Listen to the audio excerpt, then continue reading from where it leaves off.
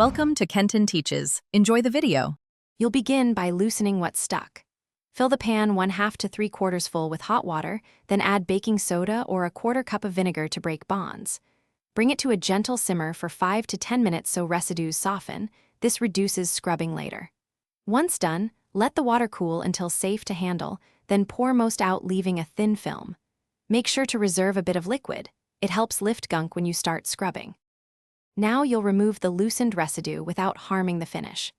Apply a few drops of mild dish soap to a non-abrasive sponge or nylon pad and scrub in circular motions.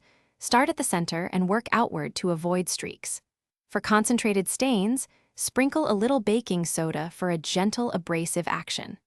Rinse thoroughly under warm water, inspecting for remaining spots. Make sure to repeat spot treatment quickly if needed, so you don't reheat old stains into the steel. Finish by restoring shine and preventing future marks.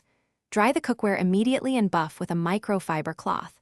A few drops of vegetable oil will even out the sheen. If you see rainbow discoloration or heat tint, simmer 1 part vinegar to 3 parts water briefly, then rinse and polish. If white mineral spots remain, rub lemon and salt directly on the spot, then rinse.